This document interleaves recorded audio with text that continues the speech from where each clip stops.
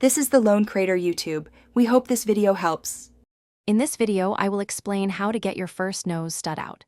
Before beginning, always wash your hands thoroughly with antibacterial soap for at least 20 seconds.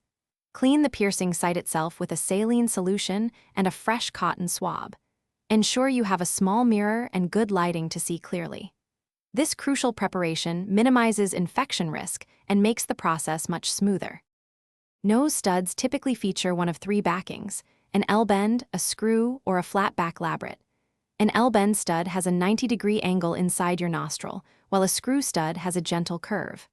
Flat back labrets, common for initial piercings, have a flat disc. Knowing your stud type is crucial for safe removal, as each requires a slightly different approach. Carefully observe your stud's internal shape before proceeding. For L-bend and screw studs, gently grasp the decorative top with one hand and slowly pull the L-bend straight down or follow the screw's curve. For flat back labrets, you typically need to unscrew the top or pull it off. Hold the flat back firmly inside your nostril and gently twist the top counterclockwise to loosen it. If it is a pushpin, gently pull the top directly off.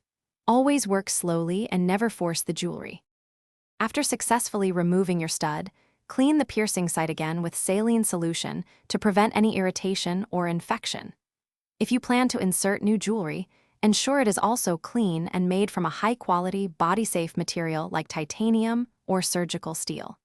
Should you experience any pain, excessive redness, or discharge, consult a professional piercer or doctor. Allow the area to breathe if you are not immediately replacing the jewelry. Thanks for watching. Consider subscribing if we helped you.